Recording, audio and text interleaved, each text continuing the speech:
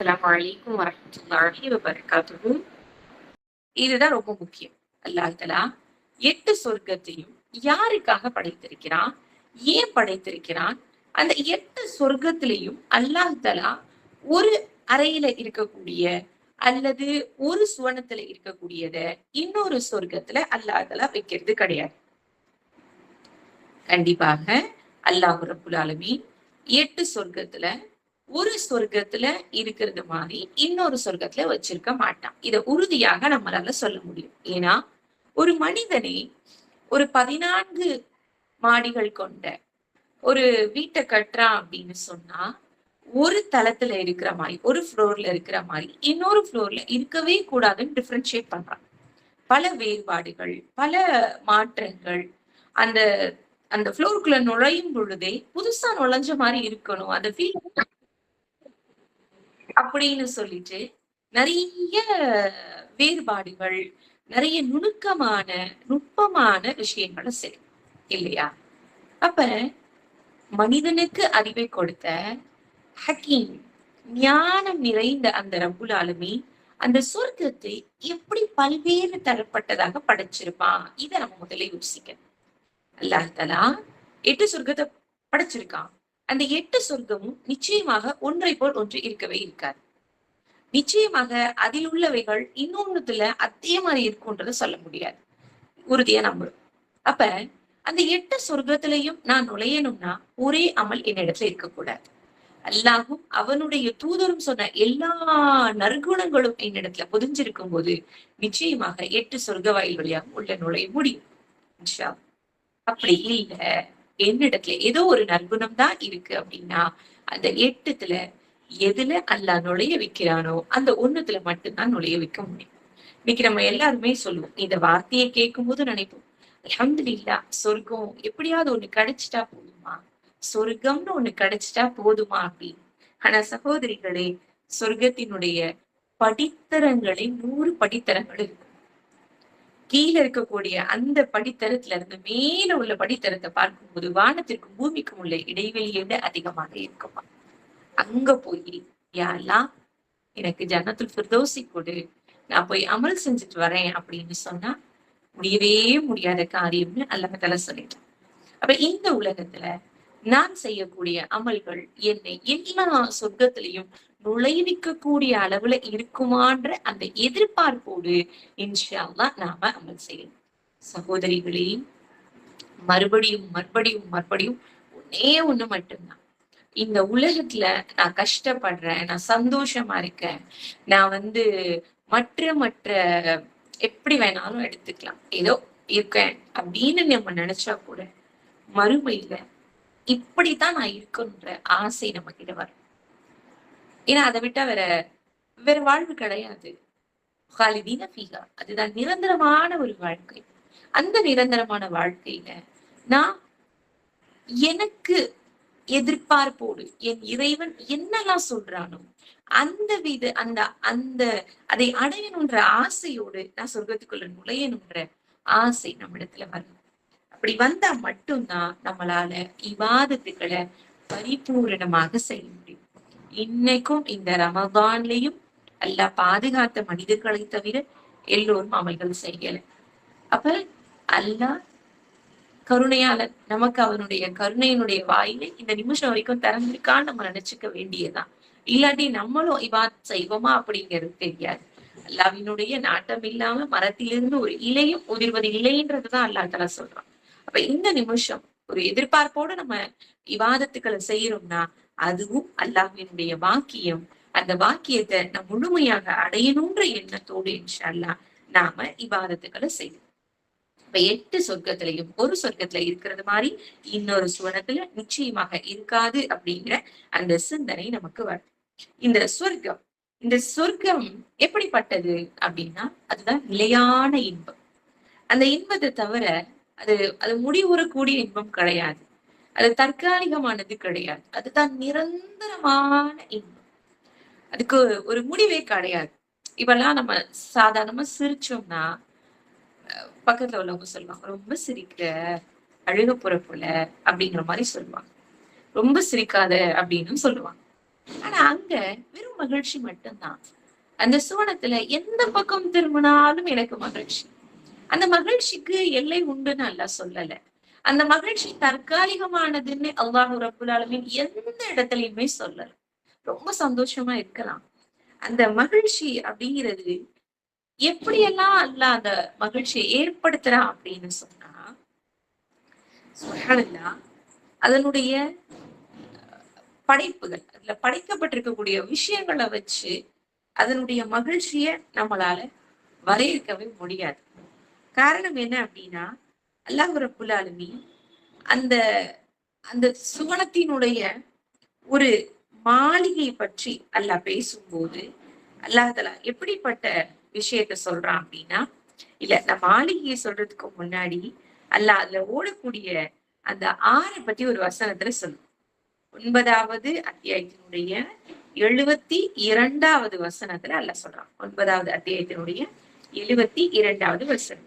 வஅதல்லாஹுல் முஃமினீன வல் முஃமினாத்தி ஜன்னாத்தின் தஜ்ரி மின் தஹ்திஹல் அன்ஹார் خالدين فيها سبحان الله ومساكين طيبة في جنات عدن ورضوان من الله أكبر ذلك هو الفوز العظيم.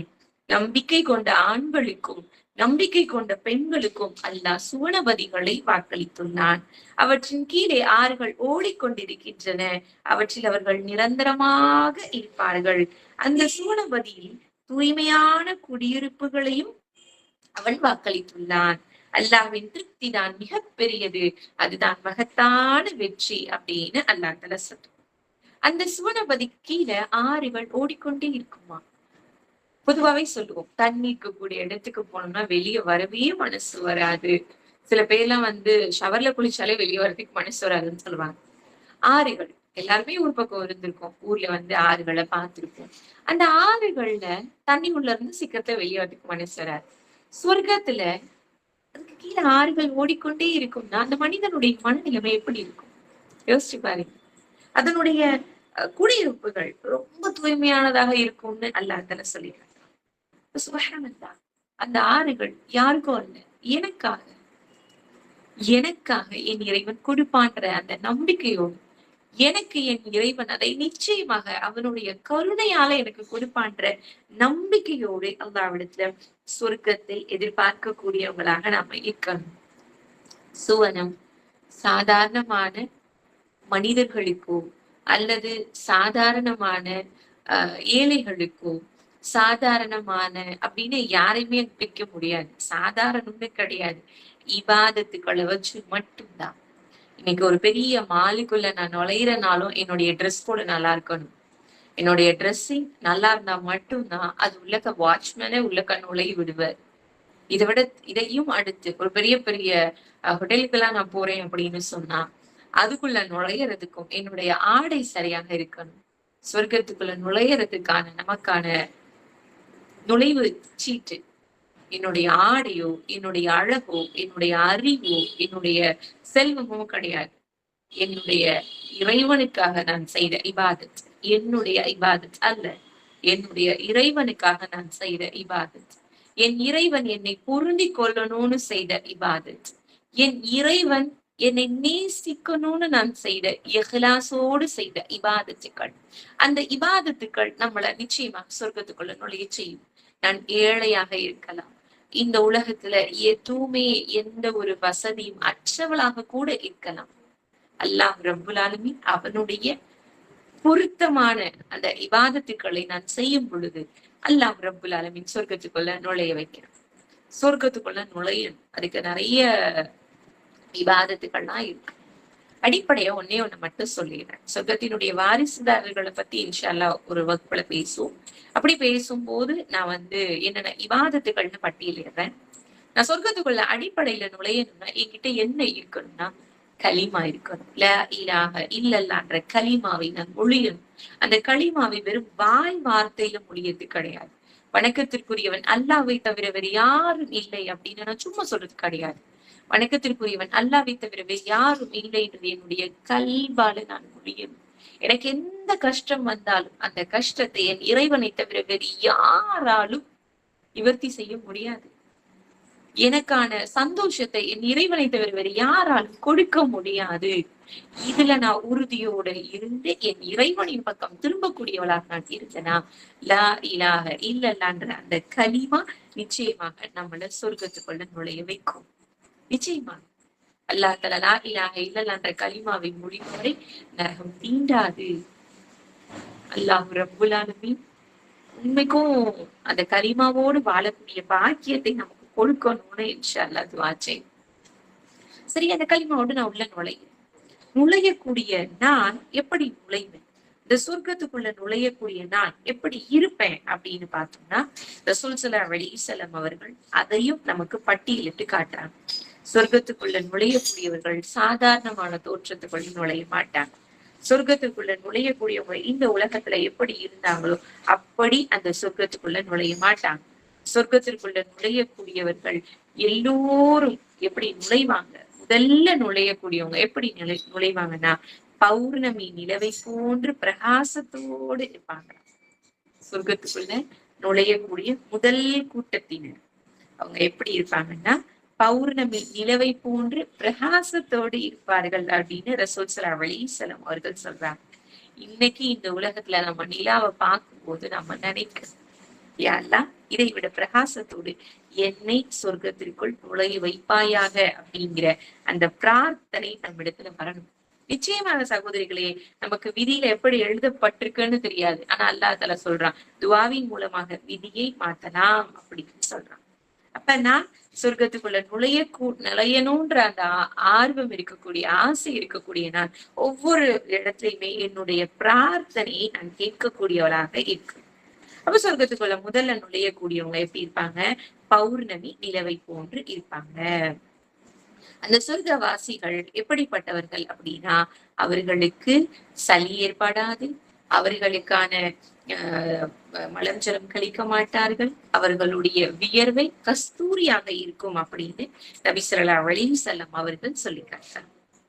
சுப்ஹானல்லாஹ், சொர்க்கத்துல எந்த ஒரு அருவருப்பான விஷயம் எதுவுமே கிடையாது. அவர்கள் சுப்ஹானல்லாஹ் அவர்களுடைய வியர்வையே கஸ்தூரியாக இருக்கும் அப்படிங்கிறத ரசூல் ஸல்லல்லாஹு அலைஹி வஸல்லம் அவர்கள் சொல்றாங்க. யோசிச்சு பாருங்களேன், ஒரு பௌர்ணமி நிலவை போன்று பிரகாசத்தோடு நுழையக்கூடியவர்கள் அல்லாஹ்வுடைய கிருபையால எந்த அளவிற்கு ஒரு வியர்வையே கஸ்தூரியை போன்று இருக்கும். அவர்கள் சளி இருக்காது, பசி இருக்காது, மலஞ்சலம் கழிக்க மாட்டார்கள். அப்படின்னா அல்லாஹ் அந்த படைப்பை எப்படிப்பட்ட ஒரு உன்னதமான படைப்பாக படைச்சிருக்கிறான் அப்படிங்கிறதையும் நாம சிந்திக்கணும். இன்னும் சொல்ல போனா, சொர்க்கவாசிகள் எல்லோரும் ஆதம் அலைஹிஸ்ஸலாம் அவர்களுடைய சாயல்ல தான் உள்ளக நுழைவாங்க. ஆதம் அலைஹிஸ்ஸலாம் அவர்களுடைய சாயல்ல எல்லோரும் உள்ளக நுழைவாங்க. சம வயதினராகத்தான் எல்லோரும் இருப்பாங்க. ஒரே இளமை தோற்றத்தோட தான் எல்லோரும் இருப்பாங்க அப்படிங்கிறது நமக்கு தெரியும். சரி, இந்த சொர்க்கத்துல நம்ம உள்ளக நுழைஞ்ச உடனேயே அல்லாஹ் தஆலா எதையெல்லாம் அந்த சொர்க்கவாசிகளுக்கு ஏற்பாடு செஞ்சிருக்கா அப்படின்னு பார்த்தோம்னா, சுப்ஹானல்லாஹ், சொர்க்கவாசிகளுக்கான உணவை பற்றி ரசூல் ஸல்லல்லாஹு அலைஹி வஸல்லம் அவர்களும் சரி, அல்லாஹ் ரப்புல் ஆலமீனும் சரி, தன்னுடைய திருமறையில நிறைய இடங்கள்ல சொல்லிக்காங்க. சொர்க்கவாசிகளுக்கான அந்த உள்ளக நுழையும் போது ஒரு வரவேற்பு ஒண்ணு கொடுப்பாங்க இல்லையா, அதை முதல்ல சொல்லிட்டேன். அந்த சொர்க்கவாசிகளுடைய வரவேற்பு எப்படிப்பட்ட வரவேற்பாக இருக்கும் அப்படின்னா, 39வது அத்தியாயத்தினுடைய 73வது சூரா ஜுமரினுடைய 73வது வசனத்துல அல்லாஹ் தஆலா இத பத்தி சொல்றான். என்ன சொல்றான் அல்லாஹ் ரப்புல் ஆலமீன் அப்படின்னா, وسيق الذين اتقوا ربهم إلى الجنة زمرا حتى إذا جاءوها وفتحت أبوابها وقال لهم خزنتها سلام عليكم طبتم فادخلوها خالدين.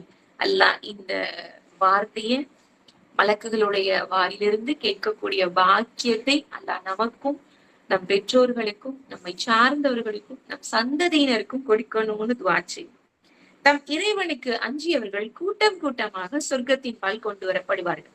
அங்கு அவர்கள் வந்ததும் அதன் வாசல்கள் திறக்கப்படும். அதன் காவலர்கள் அவர்களை நோக்கி, உங்கள் மீது சலாம் உண்டாக, உங்கள் மீது சாந்தி உண்டாகட்டும். நீங்கள் மனம் பெற்றவர்கள், எனவே நிரந்தரமானவர்களாக தங்கியிருக்கும் நிலையில் அதில் பிரவேசியுங்கள் என்று கூறுவார்கள் அப்படின்னு அல்லாஹ்ல சொல்லி காட்டுறான். அப்ப உள்ள நுழைஞ்ச உடனே முதல்ல ஒரு வரவேற்பு. அந்த சொர்க்கத்துக்குள்ளக்க யாரோ எப்படியோ உள்ள போகணும் கிடையாது. சுப்ஹானல்லாஹ். நம்ம ஒருத்தவங்களோட வீட்டுக்கு போறோம் அப்படின்னு சொன்னா அவர்கள் நமக்காக எதிர்பார்த்து காத்திருந்து நம்மை வரவேற்கும் போது நம்முடைய மனநிலைமை எப்படி இருக்கும்?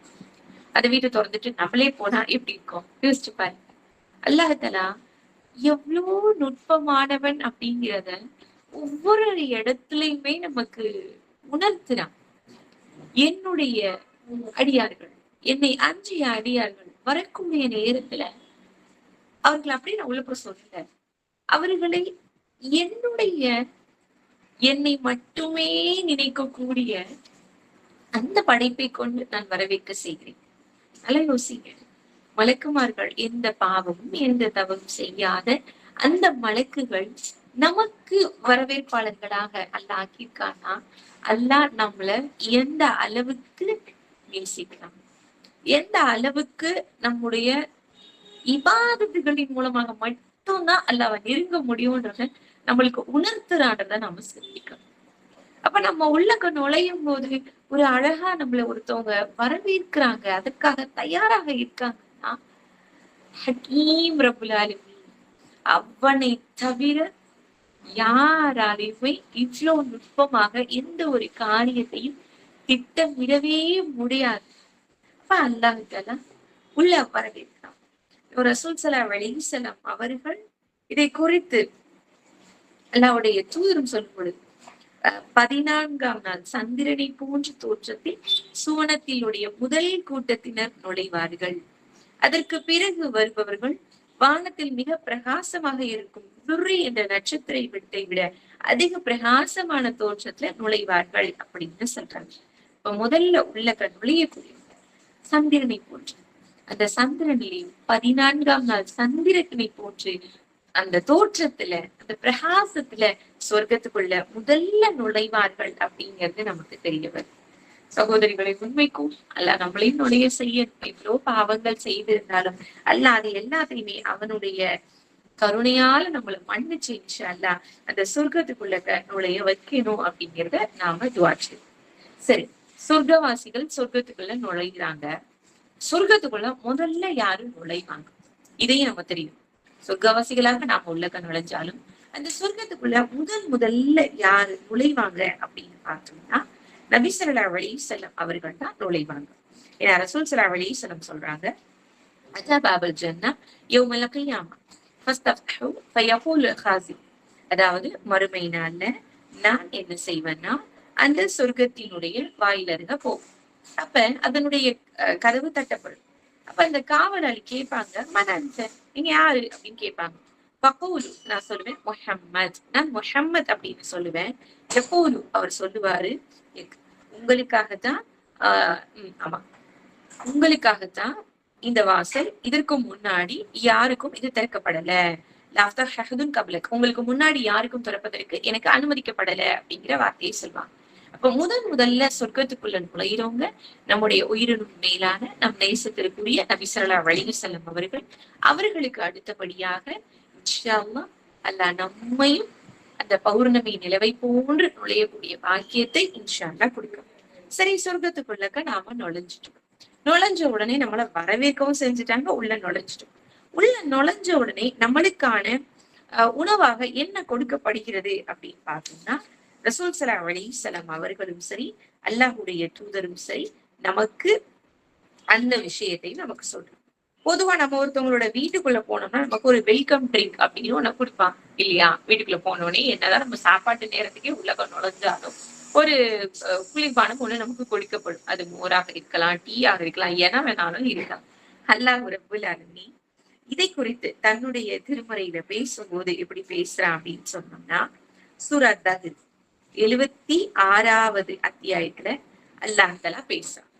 15வது வசனத்துல இருந்து 19வது வசனம் வரைக்கும் 76வது அத்தியாயத்தினுடைய 15வது வசனம். அல்லாஹ் தஆலா என்ன சொல்றான் அப்படின்னா, ويطاف عليهم بآنية من فضة وأكواب كانت قواريرا. வெள்ளி பாத்திரங்களையும் பளிங்கு கிண்ணங்களையும் அவர்களை சுற்றி கொண்டு வரப்படும். கவாரீராமின் செவ்வதின் கத்தருஹா தகுதீரா. வெள்ளியான பளிங்கு கிண்ணங்கள் அவற்றை தக்க அளவாக அமைத்திருப்பார்கள்.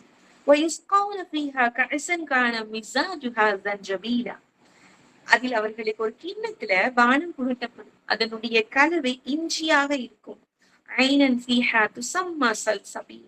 சல்சபீல் என்ற பெயருடைய ஒரு ஊற்றும் அங்கு இருக்கிறது. உள்ள நுழைஞ்ச உடனேயே அந்த வெள்ளியான பாத்திரங்கள்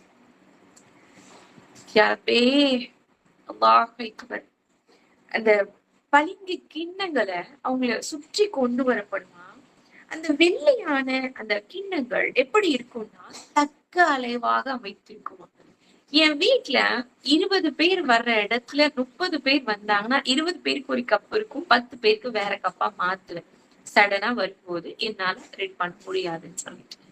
அதானே யதார்த்தம். நம்ம எல்லாருமே அதான் செய்வோம். ஆனா அல்லாஹ் அதையும் அந்த ஞானம் மிக்கவன் எப்படி சொல்றான், அந்த திட்டமிடக்கூடியவன் எப்படி அல்லாஹ்தஆலா பயன்படுத்துறான்னு பாருங்களேன். கத்தருவா தகுதீரா. ஒவ்வொன்றுமே அதனுடைய தக்க அமைப்புல இருக்கும். எல்லாருக்கும் ஒரே மாதிரி இந்த சொர்க்கத்துல நுழையக்கூடிய பில்லியன் ட்ரில்லியன் மில்லியன் கணக்கு மேலாக இருக்கக்கூடிய அந்த மக்களுக்கு ஒரே அளவுல அல்லாஹ்வினுடைய வல்லமைய இதுலயும் நம்ம உணரலாம். எந்த அந்த அந்த சொர்க்கத்துக்குள்ள நுழையக்கூடியவங்க யாருக்குமே எந்த ஒரு பாகுபாடும் இல்லாம ஒரே அளவுல கொடுக்கப்படுது. இஞ்சில் கலந்த கலவையும் அதுல உண்டுன்னு அல்லாஹ்தஆலா சொல்றாங்க. அல்லாஹ்தஆலா முதல்ல அந்த சொர்க்கத்துக்குள்ள நுழையும் போது குடிக்கக்கூடிய அந்த பானமாக இந்த பானம் நமக்கு தெரிகிறது. சகோதரிகளை உண்மைக்குமே ஆச்சரியம். அதை குடிச்சா எப்படி இருக்கும் அதையும் அல்லாஹ் சொல்றான். 37வது அத்தியாயத்தினுடைய 45வது வசனத்துல இருந்து அல்லாஹ் சொல்றான். 37வது அத்தியாயத்தினுடைய 45வது வசனத்துல தெளிவான பானம் நிறைந்த குவளைகள் அவர்களை சுற்றி கொண்டு வரப்படும். ரொம்ப வெண்மையா இருக்கும். அது குடிக்கிறதுக்கு அவ்வளோ சுவையாக இருக்கும். அதுல எந்த ஒரு கெடுதியும் இருக்காது. அதனால அவங்களுக்கு மயக்கமும் இருக்காது. அப்ப அந்த பானம் ரொம்ப வெண்மை நிறைந்த பானமாகவும் இருக்கும். அது ரொம்ப ரொம்ப ரொம்ப இனிமையானதாக, இனிப்பானதாக இல்லை, ரொம்ப இன்பமானதாக இருக்கும் அப்படிங்கிறது நமக்கு தெரியும். சகோதரிகளே, ஒரு உள்ளக்க நுழைஞ்சோனே குடிக்கிற அந்த பானத்தையே அல்லாஹ் இவ்வளோ செவ்வையாக வச்சிருக்கான்னா அந்த சொர்க்கத்தை எப்படி வச்சிருப்பான்ல. இந்த சொர்க்கத்தை எப்படி ரப்புல் ஆலமீன் திட்டமிட்டிருப்பான் அப்படிங்கிறதையும் நாம சிந்திக்கணும். இன்னும் சொல்ல போனா இந்த கிண்ணத்தை நம்ம கிட்ட யார் கொண்டு வருவா, நம்மளுக்கு அந்த குடிப்பை யார் நமக்கு கொடுப்பாங்க, இதையும் அல்லாஹ்தஆலா தன்னுடைய திருமறையில சொல்லி காட்டுறான். யார் கொண்டு வருவாங்க? நான் தான் எந்திரிச்சு போய் எடுக்கணுமா, இல்ல அங்க எங்கேயாவது வச்சிருப்பாங்களா, நான் போறப்ப எடுத்துக்கிட்டு போகணுமா அப்படின்ற கேள்விக்கும் அல்லாஹ் விடையாக என்ன சொல்றானா,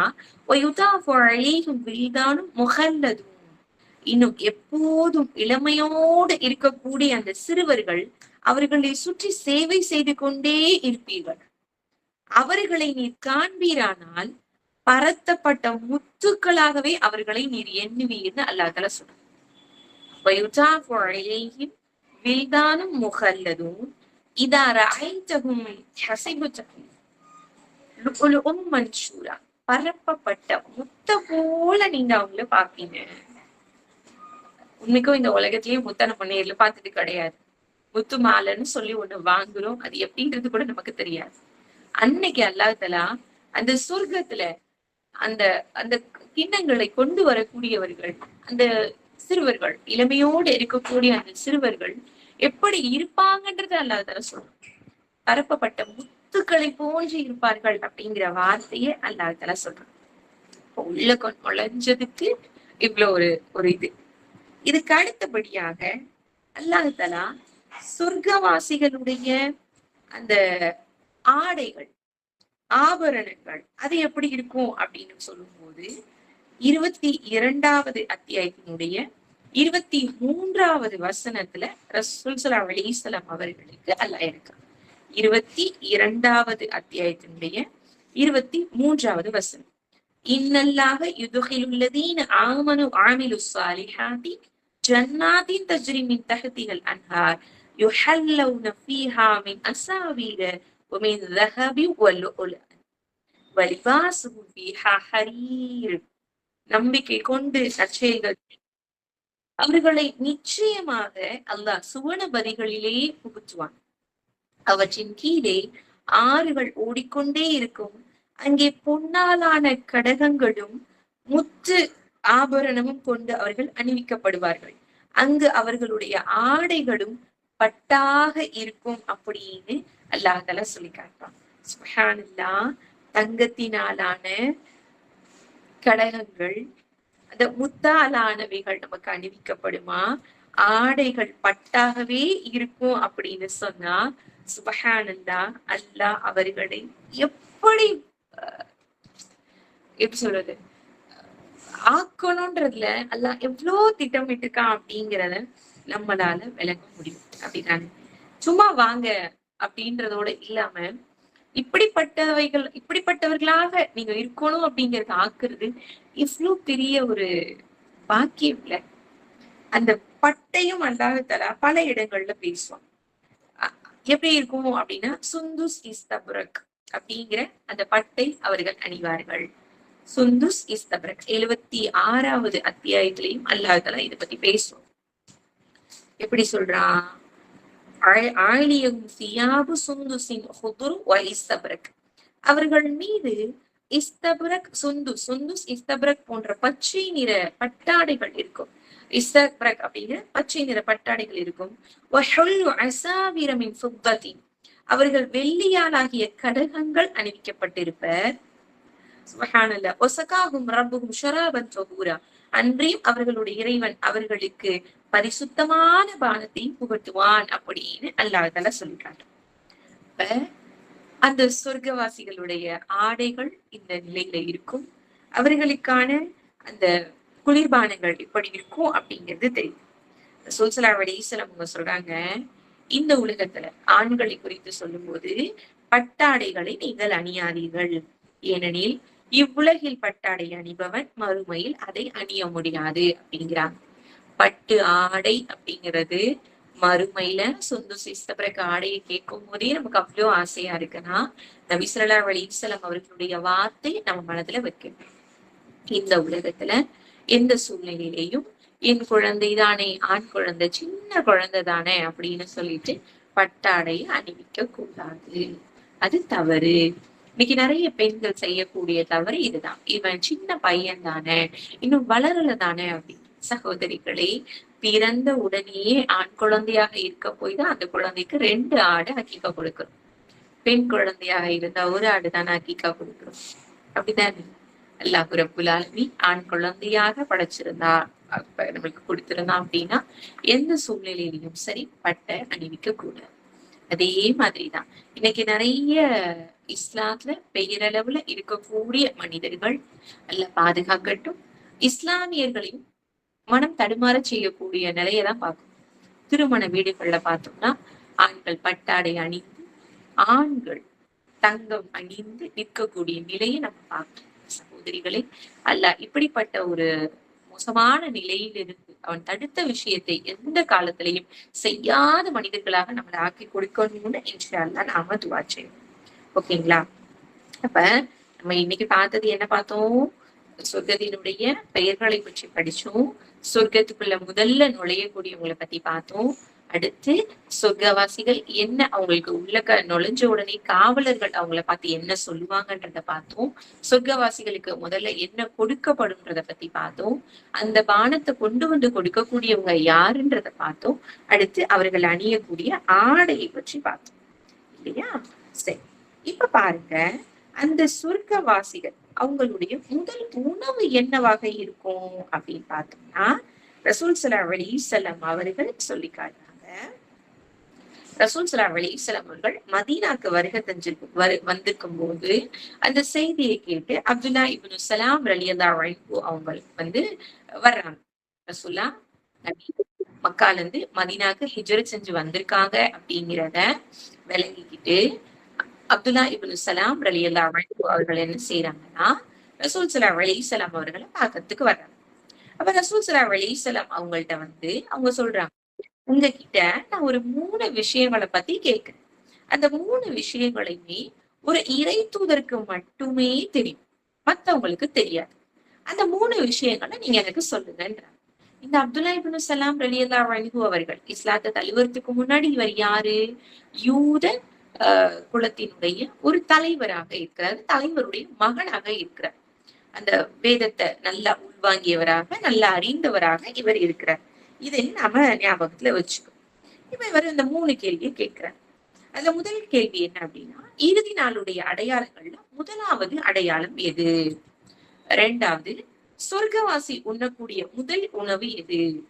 3வது, குழந்தை தன் தந்தையினுடைய சாயல்ல ஒத்திருக்கிறது எதனால? தாயினுடைய சாயல்ல, தாயினுடைய குடும்பத்தினருடைய சாயல்ல ஒத்திருக்கிறது எதனால அப்படின்னு கேட்கிறாங்க. அப்ப ரசூல் ஸல்லல்லாஹு அலைஹி வஸல்லம் அவர்கள் விளக்கம் கொடுக்குறாங்க. ஜிப்ரீல் அலைஹிஸ்ஸலாம் அவர்கள் சொல்லிட்டு போனதை சொல்றாங்க. இறுதி நாளுடைய முதலாவது அடையாளம் அப்படின்னு பார்த்தோம்னா ஒரு நெருப்பு. இந்த நெருப்பு மக்களை கிழக்கு திசையிலிருந்து துரத்திக்கிட்டு மேற்கு திசையில ஒன்று கூட்டும் அப்படின்னு சொல்றாங்க. 2வது கேள்வி என்னது? சொர்க்கவாசியினுடைய முதல் உணவு எது அப்படின்னு. அப்போ உடனே ரசூல் ஸல்லல்லாஹு அலைஹி வஸல்லம் சொல்றாங்க, சொர்க்கவாசியினுடைய உணவு மீனினுடைய ஈரல் அப்படின்னு சொல்றாங்க. இப்ப மீனை வாங்குறோமே, அந்த மீன்ல இருக்கு பாருங்க ஒரு குட்டியோண்டு ஈரல். அந்த ஈரல் சொர்க்கவாசியினுடைய முதல் உணவு. ஆனா நம்ம சொர்க்கவாசியாக இருக்கக்கூடிய இன்ஷா அல்லாஹ் நேரத்துல அந்த அத்தனூண்டு ஈரல் கிடையாது. அந்த அந்த ஈரல் ஒட்டுமொத்த சொர்க்கவாசிகளுக்கும் போதுமானதாக இருக்குமா? மிச்சமும் இருக்கும். அல்லாஹ்வினுடைய வல்லமை அப்படி இல்லையா? அப்ப அந்த சொர்க்கவாசியினுடைய முதல் உணவு மீனினுடைய ஈரல் அப்படின்னு சொல்றாங்க. 3வது கேள்வி, ஒரு குழந்தை தந்தையினுடைய சாயல்ல அல்லது தாயினுடைய குடும்பத்தினுடைய சாயல்ல இருப்பதற்கான காரணம் என்ன அப்படின்னா, நபி ஸல்லல்லாஹு அலைஹி வஸல்லம் அவங்க சொல்றாங்க, ஒரு மனிதன் தன் மனைவியோடு உடலுறவு கொள்ளும் பொழுது அவனுடைய நீர் முந்திக் கொண்டால் குழந்தை அவனுடைய சாயலையும், பெண்ணினுடைய நீர் மனைவியினுடைய நீர் முந்திக் கொண்டால் அவளுடைய சாயலையும் பிறக்குது அப்படின்னு சொல்றாங்க. இதுக்கப்புறம் அப்துல்லா இப்னு சலாம் ரலியல்லாஹு அவர்கள் இஸ்லாத்தை தழுவிடுவாங்க. நாமளும் அவங்கள ரலியல்லாஹு அன்ஹு அப்படின்னு உச்சரிக்கிறோம். யோசிச்சு பாருங்க, இந்த 3க்குமான பதில்கள்ல நமக்கான ஒரு பதிலும் இருக்கு. என்னது? சொர்க்கவாசியினுடைய முதல் உணவு மீனினுடைய ஈரல்.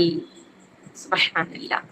ஒரு சமயத்துல உமர் ரலியல்லாஹு அன்ஹு அவர்கள் ரசூலுல்லாஹ்ட்ட பேசின ஒரு சம்பவம் திருமதியில பதிவு செய்யப்படும். ரசூலுல்லாஹ் சொல்றாங்க, சொர்க்கத்தில ஒரு பறவை இனம் உள்ளது, அதனுடைய கழுத்துகள் ஒட்டகத்தினுடைய கழுத்துகள் போன்று இருக்கும் அப்படின்னு சொல்றாங்க. அப்ப உடனே நபி ஸல்லல்லாஹு அலைஹி வஸல்லம் கிட்ட உமர் ரலியல்லாஹு கேக்குறாங்க, யா ரசூலல்லாஹ், அப்ப ரொம்ப அது கொழு கொழுன்னு இருக்குமா அப்படின்னு கேக்குறாங்க. அதுக்கு நபி ஸல்லல்லாஹு அலைஹி வஸல்லம் சொல்றாங்க, அதை சாப்பிடுபவர்கள் அதை விட கொழு கொழுவென்று இருப்பார்கள் அப்படின்னு பதிலளிக்கிறாங்க. அல்லாஹ் தஆலா சொர்க்கவாசிகளை ரொம்ப சந்தோஷத்தோட வைக்கிறேன்னு சொல்றான். சொர்க்கவாசிகள் நினைச்சது எல்லாமே அவர்களுக்கு கிடைக்கும். சொர்க்கவாசிகள் அவர்கள் ஆசைப்படுறதுக்கு எதுவுமே இல்லாத அளவுக்கு அல்லாஹ் அமைச்சு கொடுத்துடுறான் இன்ஷா அல்லாஹ். சோ நாம இந்த நாட்கள்ல அல்லாஹ்விடத்துல கேட்க வேண்டியது ஒண்ணே ஒண்ணு மட்டும்தான். யா அல்லாஹ், உன்னுடைய கருணையால எங்கள் சொர்க்கத்துக்குள்ள நுழைவுச்சு. உன்னுடைய கருணையால எங்களுடைய பாவங்களை நீ மன்னிச்சு விடு. உன்னுடைய கருணையால எங்களை தயவு செய்து சொர்க்கத்துக்குள்ள நுழைய வச்சு. இதத்தான் நாம அல்லாஹ்விடத்துல மன்றாடி வேண்டி கேட்கணும். சுஜூதுல அதிகம் அதிகம் அதிகம் கேட்கக்கூடியவங்களாக நாம இருக்கு. அல்ஹம்துலில்லாஹ். இன்னைக்கு சொர்க்கவாசிகளுடைய அந்த உணவினுடைய ஒரு பகுதியை தான் நம்ம பார்த்தோம். இன்ஷா அல்லாஹ் மிச்சத்தை வரக்கூடிய நாட்கள்ல இன்னும் முழுமையாக பார்ப்பதற்கு அல்லாஹ் நமக்கு அருள் செய்யணும்னு நாம துஆ செய்வோம். சகோதரிகளை, குர்ஆனுடைய வசனங்களை நான் உங்களுக்கு சொன்னேன். அந்த வசனங்களை இன்ஷா அல்லாஹ் குறிச்சு வச்சு வகுப்பு முடிச்ச உடனே விட்டுறாம அந்த வசனங்களை இன்ஷா அல்லாஹ் நிறைய உட்கார்ந்து படிங்க. படிக்கும் போது அல்லாஹ்விடத்துல பிரார்த்தனையோடு படிக்கக்கூடியவர்களாக நாம் இருப்போம். அல்லாஹ் தஆலா நம்முடைய பிரார்த்தனைகளை இன்ஷா அல்லாஹ் அங்கீகரிக்கணும் அப்படின்னு சொல்லி இன்ஷா அல்லாஹ் நாம துஆ செய்வோம். சரிங்களா? அல்லாஹ் ரப்புல் ஆலமீன் என்னைக்கும் அவனை பற்றி பேசக்கூடிய நாவையும் அவனை பற்றி நினைக்கக்கூடிய கல்வையும் நம் அனைவருக்கும் கொடுக்கணும்னு அல்லாஹ்விடத்துல பிரார்த்தனை செய்வோம். அல்லாஹ் பிரார்த்தனைகளை ஏற்பதற்கு போதுமான